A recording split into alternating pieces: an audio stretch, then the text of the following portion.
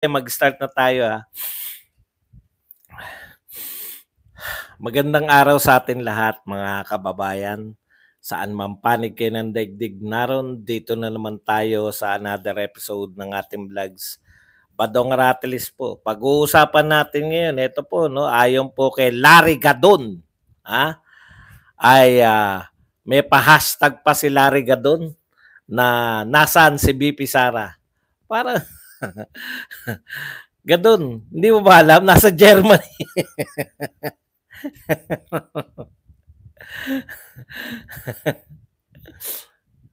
Tama nga naman si John. No? Di ba pinagre-resign nyo?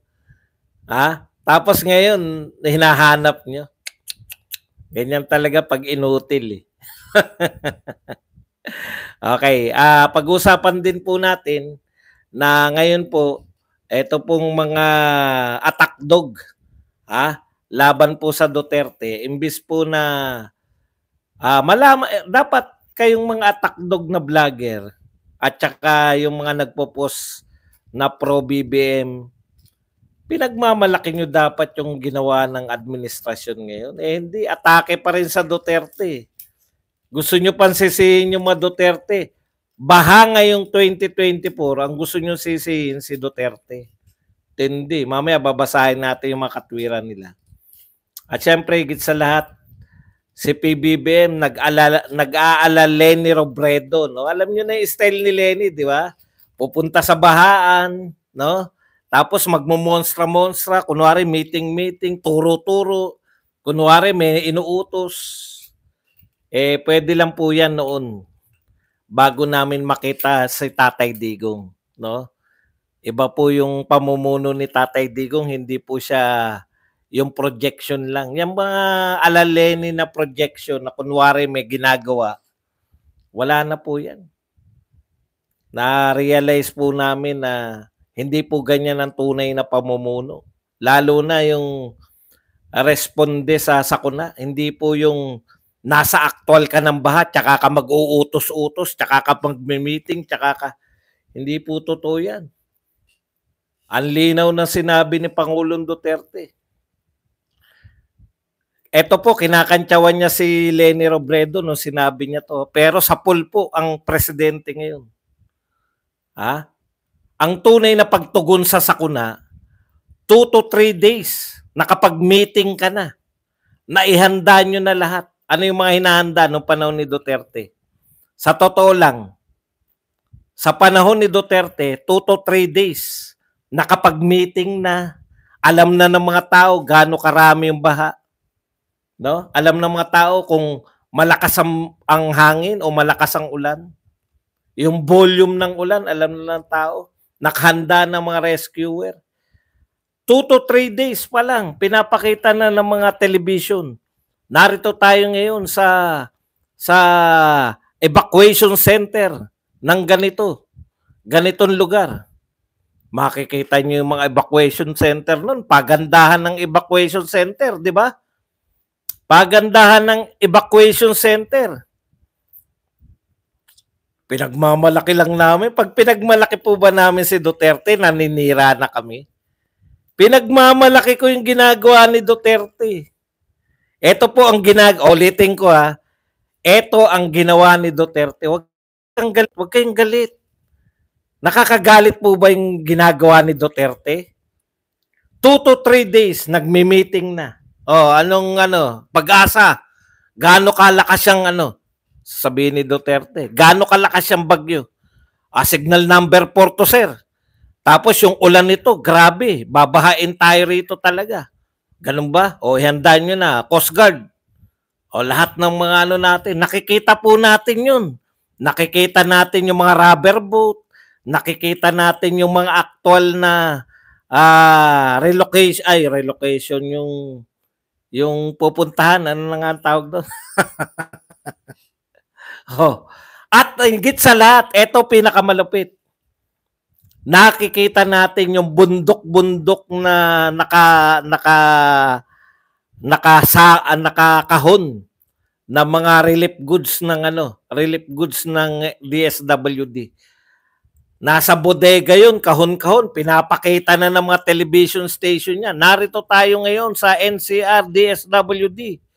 Ito po, patuloy po na nagkakarga.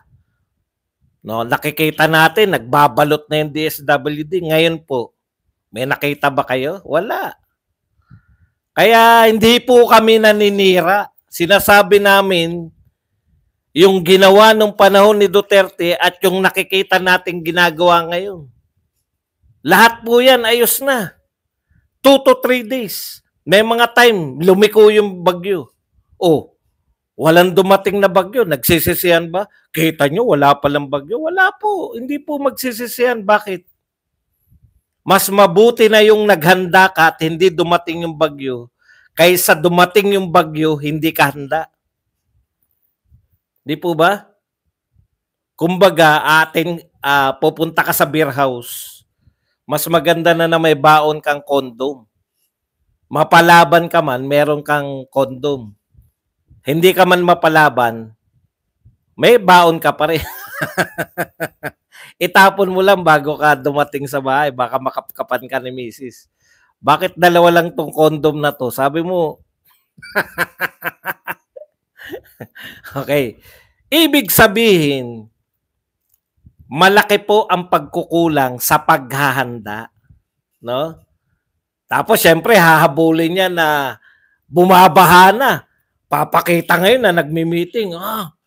Turo-turo yan. Yung mga ganyan, mga turo-turo. Wala na yan eh. Tapos na eh. Pupunta ka sa baha ngayon. Hindi niya naunawaan. May picture pa ako rito, nakasakay si BBM sa truck eh. Nakasakay ka sa truck, tapos dumadaan yung truck sa baha, tapos kumakaway siya sa tao. Putya, hindi kampanya yan. Kaya kumakaway nang hihingi ng relief. Hindi ka Ang ginawa ni BBM, kumakaway at ngumingit eh. Ano yung kampanya ba yan? Kaya po kumakaway nang hihingi po ng relief goods. Nakita niyo ba yung video na nakasakay sa truck si BBM? Tapos siya mismo yung nag-aabot. Tapos nagkakagulo na yung mga tao nung nakitang nag-aabot sila ng relief goods. Nagpuntahan na ron. No? Pumunta ron sa may bus, sa may truck. Ano sabi ng mga nakasakay sa truck? Oy, paanyo? Kita nyo? Ganun po ba? Ang may paghanda? Yung mga, kala mo talaga, tapos kunwari, nag-uusap-usap eh. Yan, ganyan. Alam nyo hanggang kailan nyo sisisihin si Duterte? Hanggang 2028? Hindi. May transparency ang dating administration, may talk to the people, at may disaster cluster committee si Daddy Diggs. At present ang Pag-asa at DSWD 3 days ay may paghanda na. Yan po. Thank you very much. Cardon Sungkit sa $10 na pangkape. Masasaktan kayo sa katotohanan. Yan ang totoo. Alam niyo po, hindi naman natin pinoproblema eh. Kaya lang walang nagpapaliwanag eh. Di ba? Hindi natin nakikita, lahat tayo nagulat. Putya, wala naman nagsabi na maghanda kayo, marami tong ulan na darating. No? Panay palusot lang, panay palusot. Hindi pa rin totoo. Hindi ba tayo binaha? Anak kayo ng tatay nyo. Hindi pala totoo. Pansniga dun to. Wala raw kahirapan, haka-haka lang. Haka-haka lang yung binaha tayo. Yan daw ang totoo. Ayan Ito, teka, anong pangalan nito? Si MDC. Ganyan na lang po, i-deny na lang nila. Wala po naganap na baha ayon kay MDC. Lahat kami nakakita ng baha eh. Hindi yan totoo. Niloloko mo lang kami, Badong. Niloloko mo lang kami. Common sense do tae. Kita mo, common sense daw. Sarap, no? Kaya gusto kong binubuksan tong TikTok eh. Ang daming mga tanga dito. Hindi raw po totoo. Hindi raw totoo yung baha. Hindi raw totoo yung baha. Haka-haka lang daw natin yun. Pasensyahan nyo na yung mga TikTok na na yung mga kasama nyo riyan na mga fans ni BBM. Pagpasensyahan nyo na kasi hindi raw totoo yung baha eh. Sabihin mo pa fake news ako. Fake news ka ba dong? Hindi totoong binaha tayo.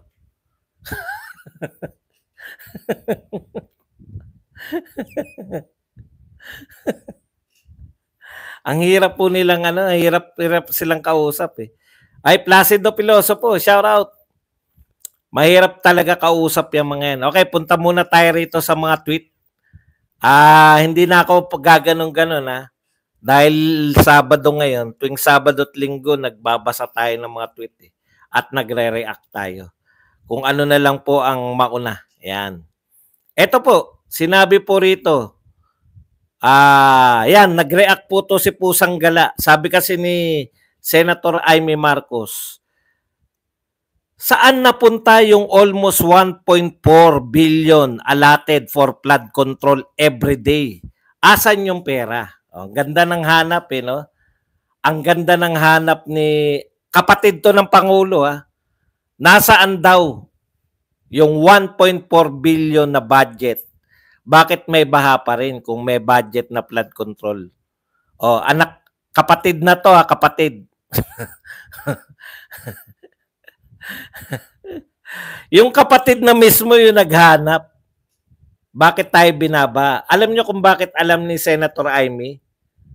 Sabi nila, sabi ng mga senador, for the last 2 years, mula po po si Pangulong Marcos, ang laki po talaga. Mas malaki pa po yung budget ng isang taon ni Pangulong Marcos kaysa budget ng flood control itong pinag-uusapan. Yung flood control project, budget ni Pangulong Duterte ng 3 years, mas malaki pa. Mas malaki pa yung budget ng isang taon ni BBM. Ganon katindi. Kaya maghanap ka talaga ito po ang sabi ni Pusang Gala, reaction niya. 1.4 billion a day, okay lang yan, Ma'am Amy. Tahimik naman si Risa Ontiveros. Walang reklamo. Ang hindi okay sa kanya yung ginasta ng 124 million in 11 days ni BP Sara. Oo nga pala, Risa Ontiveros, knock-knock. Bakit tahimik ka? Di ba maingay ka yung 124 million, 125 million ni BP Sara? Ang ingay mo Hindi ka tumatahimik Bakit tahimik yung mga dilawan? Kakampi nyo kasi si Marcos. Pagkakampi, dehin bukiki kayo. May baha malaki budget, 1.4 billion a day. 1.4 billion a day. Ang budget, meron pa rin baha. Tahimik sila kasi kakampi. Akala ko ba oposisyon kayo? Akala ko kayo yung tunay na oposisyon. Pumapalag pa kayo nung sinabi na si Sara Duterte na ang leader ng oposisyon. Anong klaseng oposisyon niya? Hindi man lang kayo nagre-reklamo? Bakit yung 51 billion and saan niya dinala? Alam niyo po, eto mahirap pangangaralan natin itong mga to. Kaya po si Pangulong Marcos ang hinahanapan natin kasi DPWH pong pera yan. Pondo po yan ng DPWH. Nakakita lang kayo ng Davao, akala nyo pondo na ng mga Duterte. Davao DPWH. Ulitin ko binibigay yung flood control program saan? Saang ahensya? DPWH, Department of Public Works and Highways. Para alam lang mo, may bira kasi ako sa TikTok kaya hindi nila alam Akala nila, Davao, DPWH, kay Pulong yan. Pondo yan ni Pulong. Di ba? DPWH, ang pinuno ng DPWH sa buong Pilipinas, si President Marcos. No? Naintindihan nyo? Pulong kayo ng pulong. Bakit nga yung pulong Dutae, 51 billion? Kasasabi ko lang, hindi ka nakakaintindi po siya. DPWH ba si Pulong? Kayo lang nagsabi na pondo ni Pulong yun eh. Nagpakita na nga oh. Ano nakalagay? DPWH Davao. DPWH Davao pala si Pulong? Hindi, congressman. Nalito na ako ba dong? Pasensya ka na kasi sabi lang sa amin yan ng mga vlogger namin. Bobo nga mga vlogger nyo eh. Doon kayo naniniwala eh. Naintindihan nyo na ngayon. Lahat yan, hawak yan ng presidente. Makikinig kasi kayo kay Badong. Paano yung pakinig nyo sa mga... Sino kaaway mo dun? Daig mo pa bata. Oo, matanda na ako. Wala akong pakialam. Kasi revenge to ng mga Thunders. Ayan na naman kayo. Yan lang ang sukatan nyo. Matanda ka na. Ba't nagbablog? Ikaw bata pa. Wala kang vlog.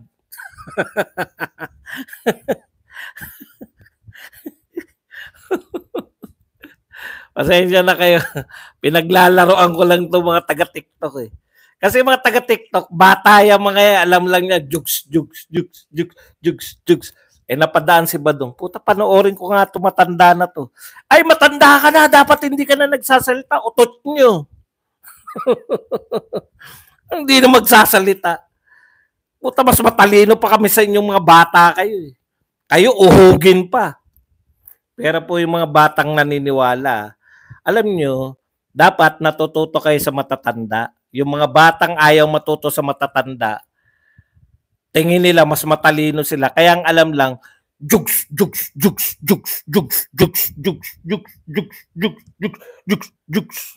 Utot nyo. Okay.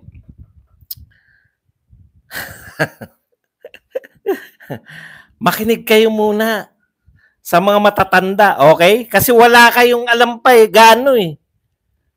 Di nyo nga alam na yung DPWH, hindi pala si Pulong yun eh. 51 billion kayo ng 50. May 51 billion na. Si Pulong ah. Asa na yun? Nasa DPWH. Hindi nila alam. Akala nila pag budget ng DPWH, budget ng congressman. Naintindihan nyo na ngayon. Okay, punta na po tayo sa iba pa. Kay Gadon. Hindi pa. Kung sino na lang yung unang dumating rito. Nagbabasa nga pala tayo ngayon ng mga tweets. Yung iba, alam nyo, ang payo ko lang po sa mga makikitid ang utak, no? Para hindi kayo mahalata. Ito payo ko sa mga konti, kapiraso lang yung nasa pagitan ng dalawang tenga, tatango-tango lang kayo. Ngingiti. Titignan nyo kung ano reaction pag nagtatawanan yung mga kausap nyo. Makikitawa lang kayo para hindi halatang mahina utak nyo. Nagmarunong ka na naman. Talaga marunong ako na magagawa mo. Ikaw, nagpabobo ka na naman. Nakikita po kung may laman yung utak nyo sa inyong mga reaction. Tolag mo din, no? Matanda. Tolag mo din.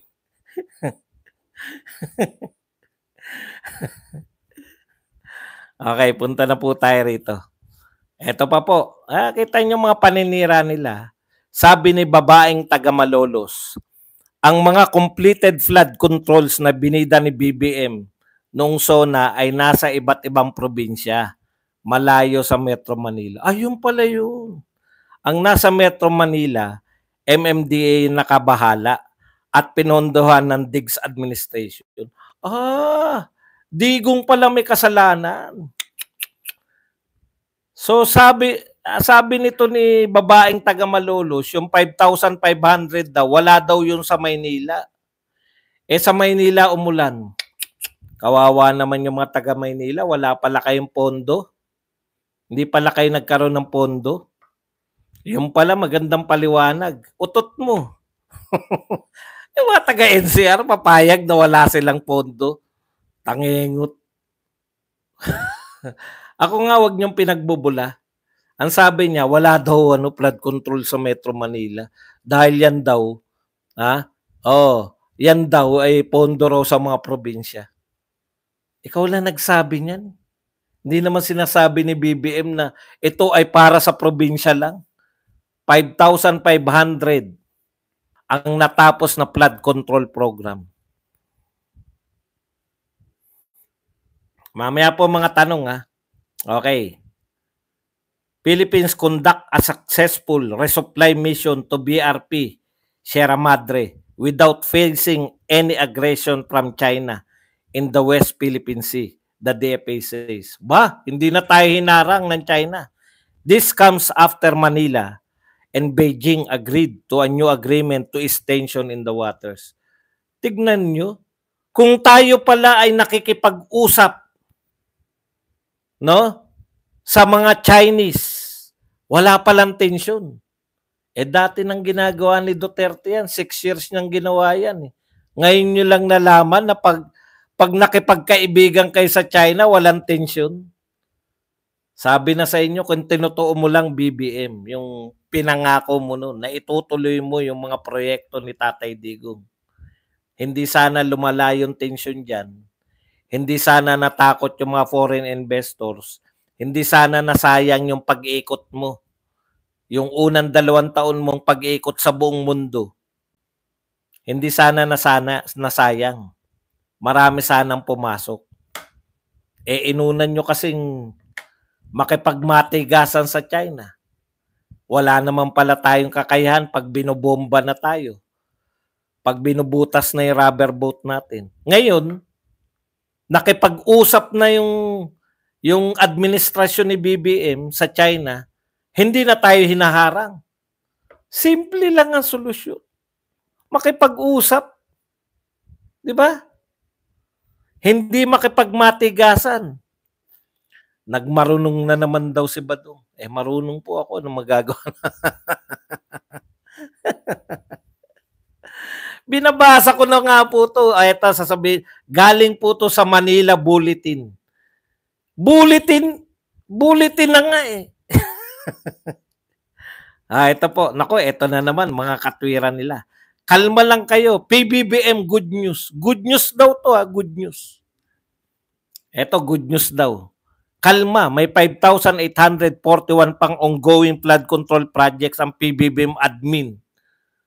Bukod sa 5,521 completed flood control projects nationwide in just 2 years. Pinagmalaki mo pa, wala ngang epekto. Pinagmalaki pa ni 31 million. Ito po ang pinakamalupit. No? Nung SONA, may 5,500 project na now balik sa plan. Marcos Ice Massive Plan. Massive Flood Control Plan. Pag may plano, mayroong pondo. Putya, pinakamalaking pondo. Dinaig pa. 2 taon ni Marcos, mas malaki pa yung pondo sa flood control kaysa sa 6 na taon ni Duterte. Totoo ba yung Badong? Fake news ka na naman?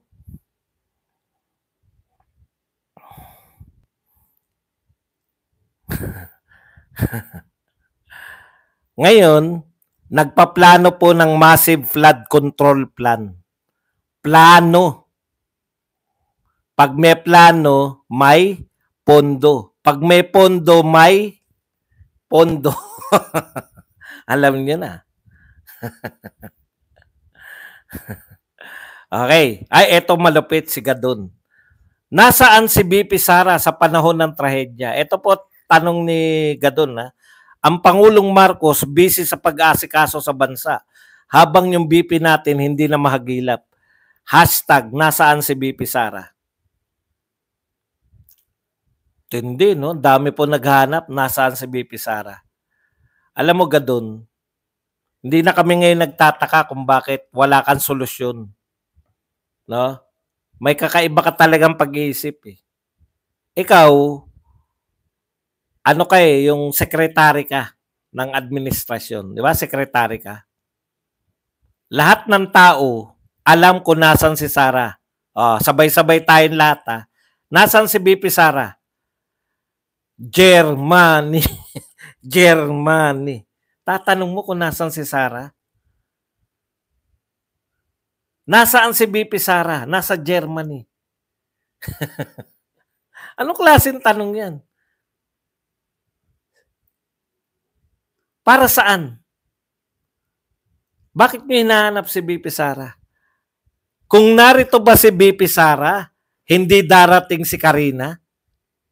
Takot ba si Karina kay BP Sara? Yun ba ang pangarap nyo? Kung hindi sana umalis si BP Sara, wala sanang baha? Yung paghanap nyo ba kay BP Sara, yan yung pipigil sa kapalpakan ng gobyernong ito? Walang paghanda. Alam nyo po, matagal pa yung bagyo, 2 to 3 days. Papasok na yung bagyo, alam na po yan eh. Wala pong nagpaalam sa atin. Kailan natin nalaman na may bagyo na? Yung lumalakas na yung ulan. Yung unti-unti nang bumabaha. Doon natin nalaman. Yan po ba kasalanan ni BP Sara? In fact, si BP Sara, naroon na siya. Yung Office of the Vice President, handa na. Meron na siyang mga kahon-kahon na nakapak na relief goods. Bakit BP Sara ang hinahanap ninyo sa panahon ng trahedya? Di ba? Hindi naman niya kayang pigilan yun. Tignan nyo yung itsura, yung forma ni BBM. Kala mo, tapos kasama niya pa si Best Actor Abalos. Talagang, yung mga ganun, yung mga yung mga photo ops na, ikaw, ano kayo? Kunwari, nagme-meeting tayo ng mga inten eh. Kala mo talaga, hindi na po yan. Maaring nung araw, before Duterte's time, no? Before Duterte, bibilib pa kami dyan sa mga ganyan, yung habang bumabaha, naroon yung presidente na namimigay ng, nakakabilib naman tong presidente na to. Nakita po namin yung tunay na trabaho ng isang pangulo. Nariyan lang. 3 days before, nag-meeting na. Handa na ang lahat. May mga evacuation center na, may mga bundok-bundok nang naihanda yung DSWD na relief goods. May mga rubber boat. Wala nga tayong nakikita rubber boat eh. Handa na lahat. Pinapakita po yan eh. Ng mga TV station. Ito po, handa na po ang Philippine Coast Guard.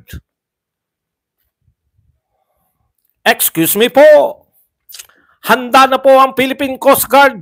Narito, nagulat sino ba yun? Steve Dailison. Pasok! Magre-report. Ito po, nakahilera na po rito ang mga rubber boat na gagamitin. Yun po yun. Kahit po bumaha, yung mga tao walang hanapin. Hindi po naghanap kasi alam nila nakahanda yung gobyerno. No? Wala pa pong baha. Meron ng mga megaphone, pinapakita yung mga barangay, mga kapulisan. Mamaya pong 2:00, darating po ang malakas na bagyo. Ang evacuation center po natin ay Pinaglabanan Elementary School. Kung kaya nyo po ngayon, tsaka noon ng mga tao noon, nung panahon ni Duterte, hindi mo na kinakailangan na yung pilitin pa na magpunta ng evacuation center. Kahit hindi binaha, pumupunta sa evacuation center eh. Alam nila, bibigyan sila na kahon-kahon na relief goods eh. Punta tayo sa evacuation center. Merong kahon-kahon na pag sinuwerte pa sila, may isang kahon na sila. Meron pa silang spaghetting maputla mula kay Leni Robredo. O kaya lugaw. Yan po yun eh. Hindi na po kami bilib dyan sa mga presidente na sumasakay sa mga truck pag panahon na ng baha. Hindi na po nakakabilib yan. Nakakabilib po yung mga presidente na handa before pa bumagyo. Hindi po yung nagme-meeting pag panahon na ng bagyo. Hindi na po kami bilib dyan. Mas bilib po kami na yung sa totoo lang, partida, hindi pa po to super typhoon. Hindi pa super typhoon, ganyan na. Munti ka na nag-spaghetti. Paano ketchup yung nilagay? Hindi, hindi tomato sauce. Ketchup kasi nilagay. Kaya yan, kahit na anong paninira ninyo sa Duterte, hindi na mawawala sa utak at puso ng Pilipino yan. Lalo na kung makikita na ganyan. Pucha, pumunta na rin si BBM doon sa tinayuan ni Martin. Naroon naman si Martin kinabukasan. Doon sa may nabotas. Para nabotas lang yung nabaha sa lahat eh. Turo-turo na naman. Yung mga, alam mo yung mga magpapapicture na kunwari may tinuturo. Ano kaya mga tinuturo na mga sa mga picture? Kaya kailangan nakaturo silang ganun. Si Duterte nakaupo lang eh. PI ka. Anong PI ka? Kulang kasi sa mura eh. Sabi ni Duterte, minsan kinakailangan murahin mo yung mga tauhan mo para tumino. Okay. O tama yan, wala na naniniwala kay Gadon. Hindi may tatago ang kapalpakan ng BBM admin sa kunwaring paninisi kay BP Sara at paghanap ng flood control program na nagdaang administrasyon ni PBBM. Yan, ginawa na ni Lenny yan, yung mga lusong-lusong sa baha. Hindi na tayo bilib yan, di ba? Hindi na nakakabilib yan. Bilib kami kung merong yung, alam nyo, kahit na mawawala ba yung baha? Ako hindi ako naniniwala na mawawala yung baha eh. Yung paghanap nyo ng masisisi. Kaya lahat tayo ngayon naghanap sino sisisihin. Alam nyo kung nakita nyo yung gobyerno na naghanda na tapos sasabihin nyo, lakas talaga ng ulan. Hindi naman po kasi malakas si Karine. Hindi po malakas yung ulan. Wala nga rito natumba sa buong BGC. Wala nga ni isang punong natumba. Sa totoo lang po, hindi po malakas yung bagyong Karina. Mahilig kasi sila yung maghanap ng sisi. Babalik sa kanila yan. Ayaw na ng mga tao niyan. Sinusuka na yung mga ganyan. No? Sisisihin nyo na naman, Duterte. Lahat na, sinisi nyo Duterte. Pati sa Pogo, putya, sisihin Duterte. Pogo, legal nga kay Duterte yan.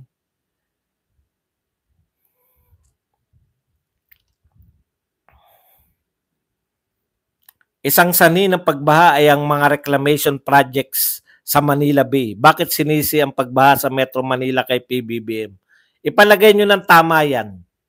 Yung reclamation. Kay BBM yan, reclamation yan. Panahon na ni BBM yan. Pinagbubulan nyo naman kami. Wala pa niyan kay Duterte. Kay BBM na yan. Maaaring pinirmahan kay Duterte. Pinirmahan. Pero may plano yan. Pati flood control, may plano yan. Ngayon, nung tinabunan na, hindi na si Duterte Pangulo. Paano namin malalaman na may flood control pa rin? Di ba? Yun yung sinasabi natin. Iba yung implementation sa pinirmahan lang. Ayan yung mga, alam nyo, papakita ko lang sa inyo, dito ako visit sa mga ganitong monstra, yung mga paturo-turo. Tamo, magkaiba ng tinuturo yung si Tenko. Anong pangalan niya? Yung sa puro sisi lang ng sisi. Yan po ang trabaho ng yung mga naninisi lang. Trabaho po yan na walang kakayahang gawin. Okay, punta po tayo rito. ICC na naman. Napupuna ko lang, no? Bakit pag may mga problema, bigla nyo ibabato yung ICC? Ito na naman, headline na naman sa Inquirer. ICC prosecutor tags Bato de la Rosa for PNP executive as suspect. Kala mo may bago eh. Ano po ba bago dyan? Eh dati na suspect yan.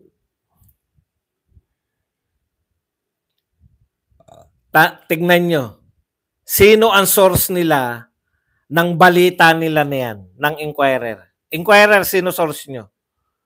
Si Trillanes. O si Trillanes pala source nyo. Papaalala ko lang sa inyo Inquirer nung Mayo, binalita nyo rin to eh. Paano nyo pa niniwalaan yung ICC na yan? Ang source nila, si Trillanes. Okay. Ipaalala lang natin dito sa Inquirer. ICC will issue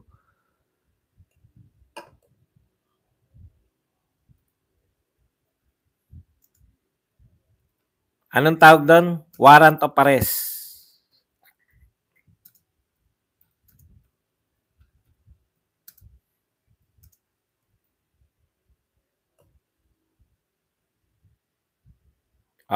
Eto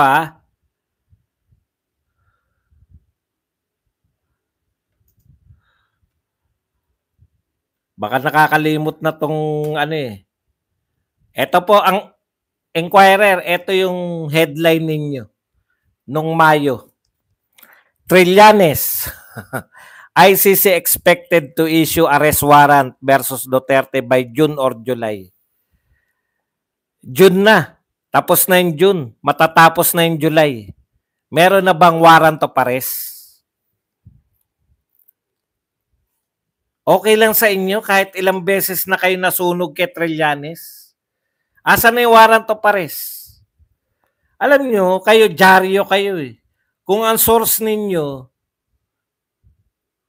na si Trillanes noong Mayo, kailan ba to? Mayo? Matagal na nila sinasabi warrant of arrest na yan eh. Di ba? Si Trillanes ang source nyo. Walang dumating na warrant of arrest. Ngayon, balita nyo na naman. Trillanes na naman. Kayo pa rin na nagsulat. Lahat na sasabihin, hindi na nga dumating yung warrant of arrest.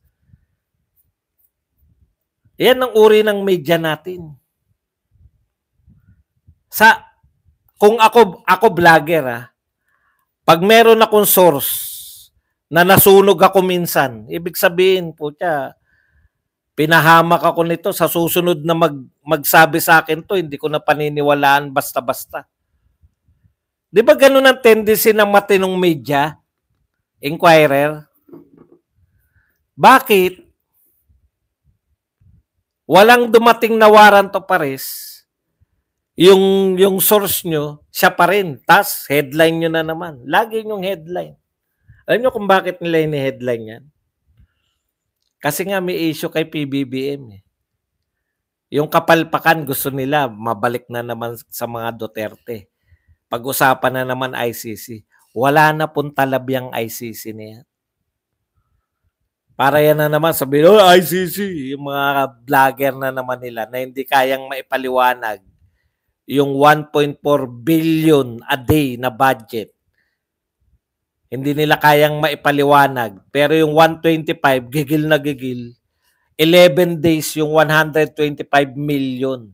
Yung 1.4 billion, wala silang pakialam. Ako, alam nyo sa totoo lang, pag nasira sa akin yung kunwari may binigay sa akin, halimbawa, boss, eto, balita. Tapos, putya na ko ron, mali yung binigay sa akin, hindi na makakaulit yun. Hindi ko nagagawing source of information yan. Ano sagot ni Bato? Di ba talaga namang suspect na ako noon pa? Ano bang balita nga pala dyan? Oo nga, no? Badong Chinese. Chinese? Ching-chung Chai? Yan lang ang alam nila. Pag bumira kay BBM, Chinese. Pro-China si BBM, nakipag-deal na sa China. Hindi mo ba nabalitaan? Ito, balita natin Ibalita natin sa mga tanga. Hindi tayo binomba ngayon Ito balita para po sa mga tangang pro-China na naman daw si Badong.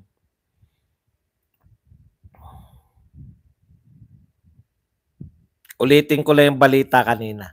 The Philippines conducts a successful resupply mission to BRP Sierra Madre without facing any aggression from China in the West Philippine Sea. This comes after Manila and Beijing agreed to new arrangement. Aba, nakipag-agreement ang BBM administration, pro-China si BBM. O, ganyan po sila. Ganyan po kasimple yung utak nila eh. Pag ikaw nakipag-usap ka sa China, pro-China ka.